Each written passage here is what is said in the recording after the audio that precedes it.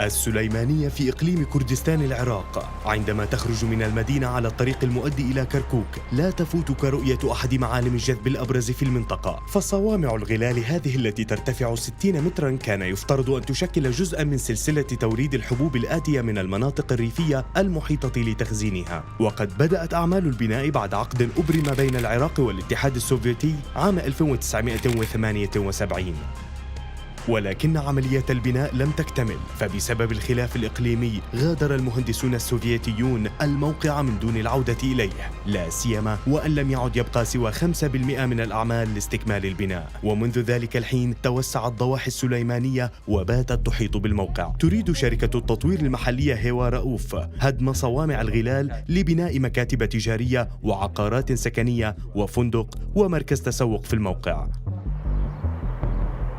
ولكن نظراً إلى ارتفاع المباني سيكون استعمال الأنظمة الميكانيكية كالمطارق الثاقبة الهوائية خطراً كما قد يتطلب وقتاً كثيراً، ولذا اتخذ قرار باللجوء إلى الهدم المضبوط باستخدام المتفجرات، وهي ظاهرة أولى من نوعها في العراق. ولكن شركة هيوا رؤوف واجهت مشكلة كبيرة، إذ أعرب عدد كبير من الشركات التي تواصلت معها لهدم المبنى عن حماسهم أساساً. كثيرة كانت الشركات التي أعربت عن حماسها لتنفيذ الهدم المضبوط.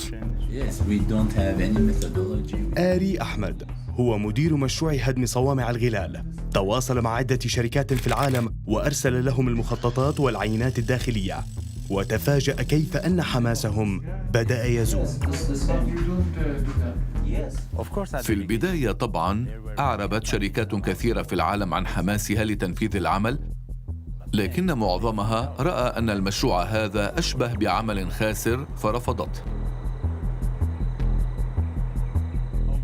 السبب نظرية واحدة، بما أن صوامع الغلال قد بنيت خلال الحرب بناها المهندسون السوفيتيون بشكل أن تقف في وجه الهجمات، فهندسة العواميد وجدران الدعم تشبه هندسة ملجأ تحت الأرض أكثر مما تشبه هندسة صومعة غلال، وسماكتها تفوق المطلوب بكثير. لعلهم استعملوا ضعفي الكمية اللازمة في الواقع أو 3 أضعافها في كل جزء. يشكل هذا الإفراط في الهندسة تحدياً كبيراً لهدم صوامع الغلال، ومع المخاوف الأمنية الدائمة اتضح سبب تراجع بعض الشركات عن قبول تنفيذ أعمال الهدم. بكل بساطة قالوا له الأمر مستحيل.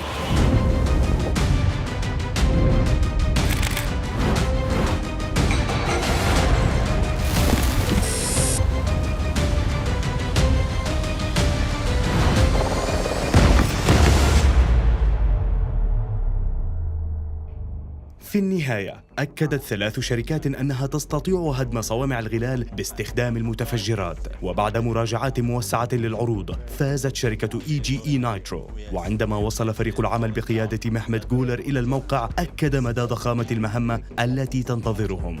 وللمساعدة على تقييم العمل الذي أنجزه المهندسون السوفيتيون عملت شركة هيوا رؤوف على تقشير واحد من عواميد الدعم البالغ عددها 152 تحت صوامع الغلال للكشف عن كيفية بناء السوفيتيين للأساسات بشكل جيد جدا. تفاجأت جدا لأن المهندسين الروسيين استخدموا قبل 30 عاما خرسانة جيدة النوعية وتصميما ممتازا لحديد التسليح. عندما بدأ التخطيط المفصل لأعمال الهدم أرادت EGE نايترو أن تتأكد من سقوط صوامع الغلال والبرج كما هو مخطط له، وهي محقة لأن مشكلة أكبر تواجهها.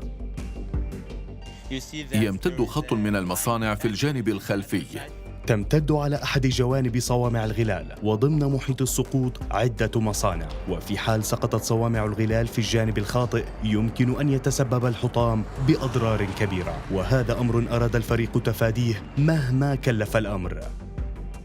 حرصاً على عدم حصول ذلك وجب التحقق من مخططات الهدم بشكل موسع، فأعمال هدم كهذه لا توفر أي فرص ثانية.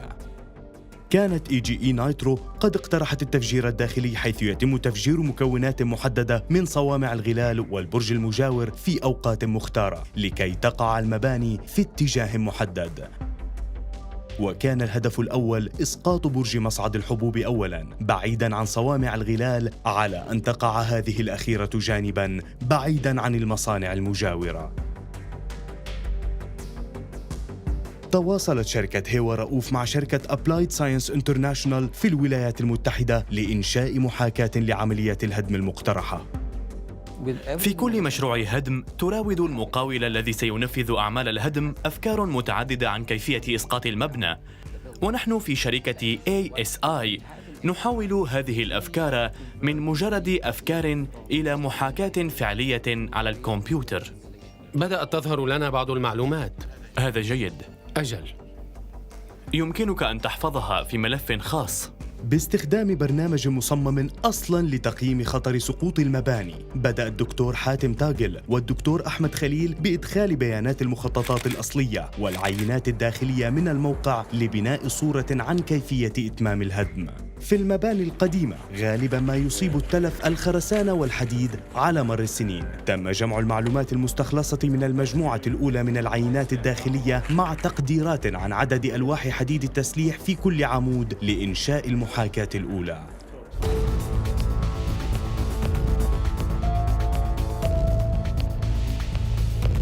لقد رأينا حالات عدة حيث المباني تقع في اتجاهات خاطئة تماماً. تفادياً لسقوط المبنى في الاتجاه الخاطئ، سيتم إحداث شقوق في جانب واحد من صوامع الغلال بما يضعف استراتيجياً البنية لكي تقع في الاتجاه الصحيح. تم إحداث شق تجريبي في إحدى صوامع الغلال وحللت النتائج من جديد. وجدنا أنه علينا إحداث المزيد من الشقوق لنحرص على أن تتم العملية كما خططنا لها. اكتشف فريق العمل مرة أخرى أن المهندسين السوفيتيين جعلوا مهمتهم أكثر صعوبة مرة أخرى. بالنسبة إلى آري وفريق شركة هيوا رؤوف، كان الشق التجريبي فرصة للتخطيط لكيفية إحداث الشقوق فيما تبقى من صوامع الغلال المتينة التي بناها السوفيتيون. أظن أنه من الأفضل أن نميل 45 درجة. بدأ إحداث الشقوق فيما تبقى من صوامع الغلال، وبلغ عمق الشقوق 14 متراً. وإلى جانب هذه الشقوق الكبيرة في الجانب الذي يفترض أن تقع صوامع الغلال عليه، تم إحداث شقوق صغيرة في الجانب الخلفي منها لكي تتشقق حالما تبدأ أعمال الهدم ولئلا تمنع المبنى من الالتواء. ومع تقدم العمل في صوامع الغلال، وجب قطع عدد كبير من ألواح حديد التسليح للسماح للآلات الصغيرة باختراقها لإتمام العمل. وبالعودة إلى شركة ASI، وجد حاتم وأحمد مشكلة أخرى في الهدم. في الجولة الأولى من المحاكاة، اكتشف أن المخطط المقترح يمكن أن يتسبب بردة فعل. هنا يتحرك جزء من المبنى في اتجاه محدد، فيما يتحرك الجزء السفلي منه في الاتجاه المقابل. تجنباً لهذه المشكلة، عدلا المخطط وعملا على جولة ثانية من المحاكاة. أنشأنا جولة محاكاة أخرى مع توقيت معدل وشقوق إضافية، لأن المبنى أمتن مما كنا قد ظننا أساساً. لقد تم تغيير جزء بسيط في العمل. في الموقع نفذت شركة هيوا رؤوف المخطط الجديد. تم إحداث شقوق إضافية لإضعاف صوامع الغلال.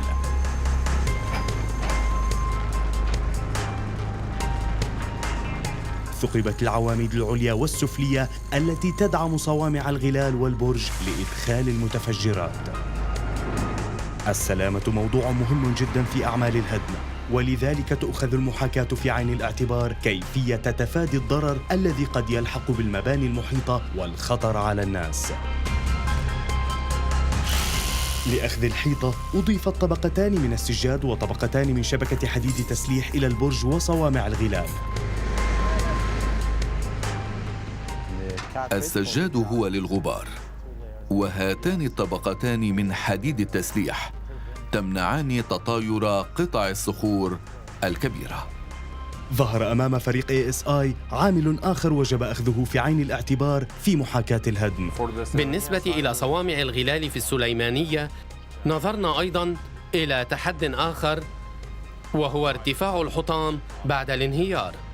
حتى لو سقطت جانباً يمكن أن يكون ارتفاع مجموعة صوامع الغلال البالغ عددها 64 أكثر من 20 متراً بعد الهدم في حال لم تنكسر. ومع هذا الارتفاع سيصعب علينا تكسيرها بالآلات بعد الهدم. لحل هذه المشكلة حفرت حفرة بعمق 4 أمتار تقريباً لتقع فيها صوامع الغلال، ولتسهيل انكسارها وانخفاض ارتفاعها فوق سطح الأرض ليسهل التعامل معها.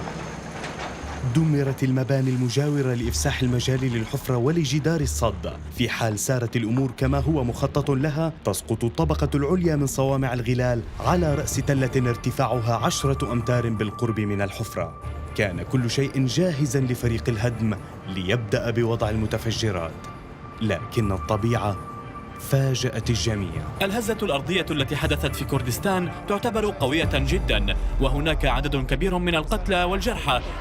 مساء 12 من نوفمبر 2017 ضربت كردستان هزة أرضية بقوة 7.3 على مقياس ريختر. الأضرار حتى الآن كبيرة جدا، ونحن نحاول أن نجد أحدا لكي نتحدث معه. استمرت الهزة الأرضية لحوالي 12 ثانية، وعندما رأيت الناس يخرجون عدت مباشرة إلى الموقع لأرى ما حدث فيه. تخوف آري فورا من أن تكون صوامع الغلال التي كانت قد أصبحت ضعيفة وجاهزة للهدم قد تشققت. عدت فورا إلى الجانب الخلفي من صوامع الغلال لأن نقاط الضعف كانت موجودة في الخلف، مما لا شك فيه أن الشقوق الناتجة عن الهزة الأرضية تعني عودة خطة الهدم إلى نقطة البداية. لم يرى آري في فحصه الأولي أي ضرر، ولكن للتأكد عليه الانتظار حتى اليوم التالي. بعدما أتحقق من كافة الأماكن أكون متأكدا 100% أن كل شيء على ما يرام ولم يحصل أي ضرر. بعد التأكيد على إمكانية متابعة العمل وصلت المتفجرات إلى الموقع لمحمد وفريق EGE نايترو استعدادا لمرحلة التالية من عملية الهدم. هذه المتفجرات من نوع باور جيل ماغنوم 365 استعمالها آمن، فهي مقاومة للماء ويمكن حتى تقطيعها للحصول على الكمية اللازمة منها. كان لكل واحد من أجهزة التفجير من نوع إكسل ضبط وقتي متأخر يتراوح بين 0.2 ثانية إلى 6 ثواني. بعد تلقيم أجهزة التفجير بالمتفجرات توضع في عواميد محددة بحسب التأخير المطلوب.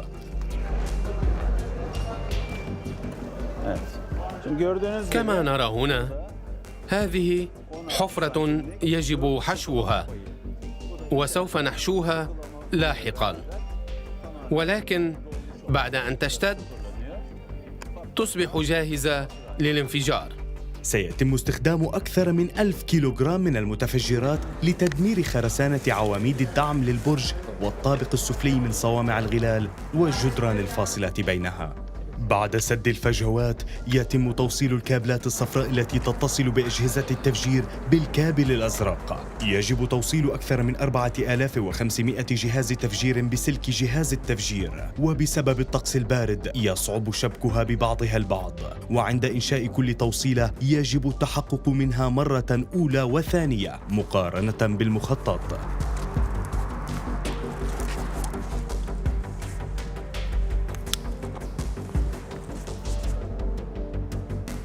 ستتحقق EGE نايترو من كل توصيلة 30 مرة تقريباً قبل البدء بالهدم. تحقق رئيس مجلس إدارة الشركة هيوا رؤوف من العمل في اللحظة الأخيرة وهو واثق بفريقه. كنا بانتظارك، أصبح الآن كل شيء جاهزاً. ستنجح العملية 100%، ولا شكوك عندي في ذلك أبداً. ولكن تحديات إضافية تنتظر الفريق مع اقتراب تاريخ الهدم. في اليوم السابق للهدم أطلع الصحفيون على ما سيجري. بدءاً من الغد سيختفي هذا المنظر أمامنا إلى الأبد. رغم الاهتمام الكبير في تدمير هذا المعلم، نشأ تحد إضافي وهو كيفية الحفاظ على سلامة الناس. راجع آري المخططات مع هيئة الدفاع المدني في السليمانية. سيكون الناس هنا لأن الغبار قد يتصاعد من هذه الناحية. يتطلب إخلاء المنطقة من المتفرجين والتنسيق التام مع الشرطة وإدارة الإطفاء والقوات العسكرية للحرص على عدم اقتراب أي أحد من موقع الهدم. تشير الخريطة إلى مناطق الخطر، ولا يجوز لأي أحد إطلاقاً التواجد في الدائرتين الأوليتين، وإنما يجوز للناس الوقوف خارج الدائرة الأكبر فقط. أما المصانع المجاورة فلها مشكلة أخرى. وجدنا حالات كثيرة حيث قد ينكسر زجاج النوافذ في المباني المجاورة بسبب الضغط السلبي الناجم عن سقوط المبنى. بالإضافة إلى توقع هذه الموجة الخفيفة الضغط، توقعت محاكاة ال ASI أيضاً الموجات الصوتية والزلزالية نتيجة الانفجار الداخلي، ويشكل هذا الأمر مشكلة كبيرة بالنسبة إلى أحد المصانع المجاورة.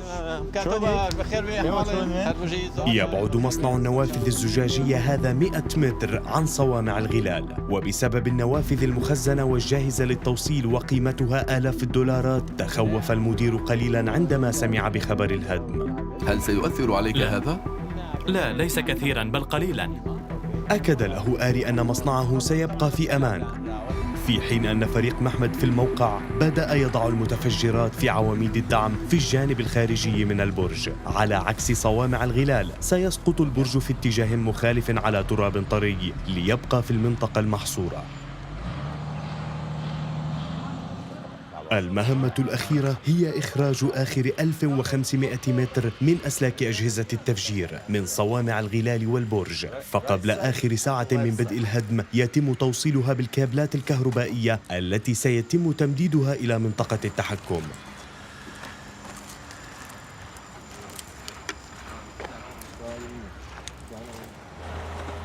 مع حلول المساء واختتام الشركات المجاورة أعمالها لمعاودة مزاولتها في اليوم التالي، قامت EGE نايترو بسد آخر باب في صوامع الغلال، وأصبح كل شيء جاهزاً الآن لبدء الهدم.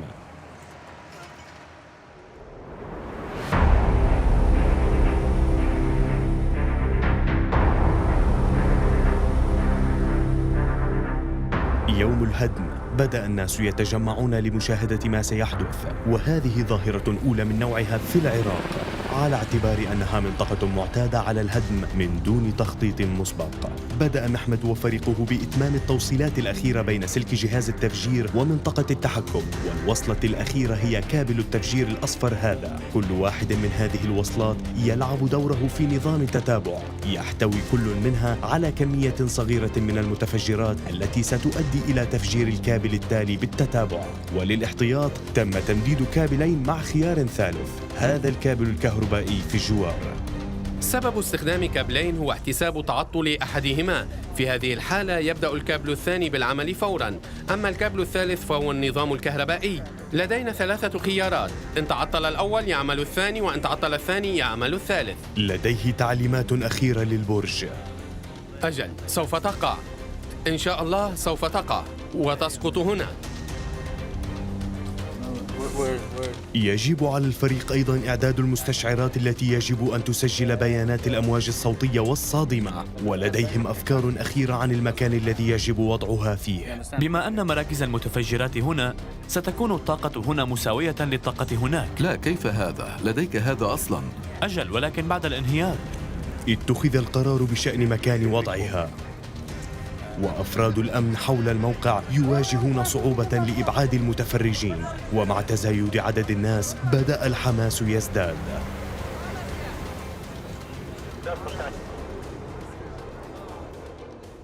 يجب أن نبقى وحدنا. أجل أعرف. طلب آري إخلاء المنطقة.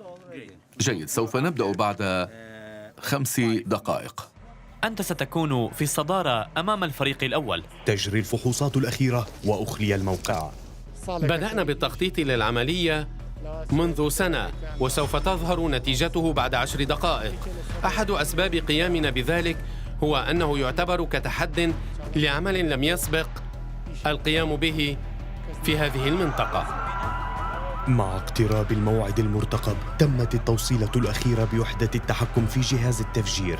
هذه الوحدة مؤلفة من 3 أنظمة كاحتياط في حال تعطل أحدها. لا تتطلب بطاريات، بل ذراع تدوير باليد لتدوير الشحنة المطلوبة لإطلاق أجهزة التفجير الموصولة بالكابل الذي بدوره يؤدي إلى إطلاق آلاف المتفجرات. ريباز رؤوف هو الذي ضغط على الزر لإسقاط صوامع الغلال.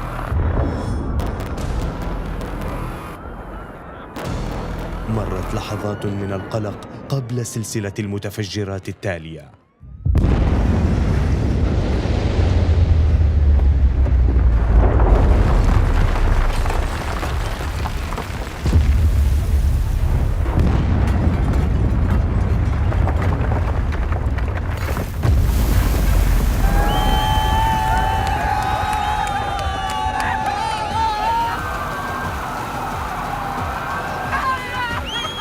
جرت عملية الهدم تقريبا كما خطط لها، وسقط البرج وصوامع الغلال في المواقع المعدة لها ومن دون التسبب بأي أضرار للمباني والمصانع المجاورة.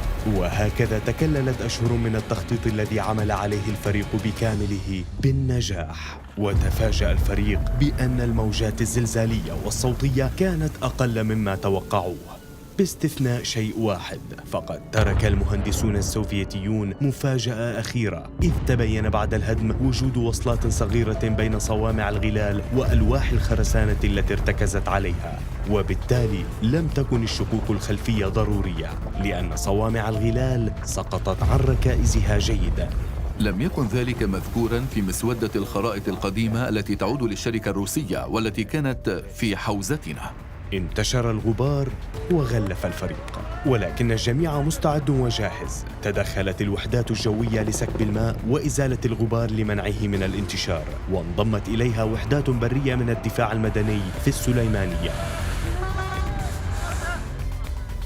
لقد رأينا نتيجة جهود مضنية استمرت عاما في 11 ثانية.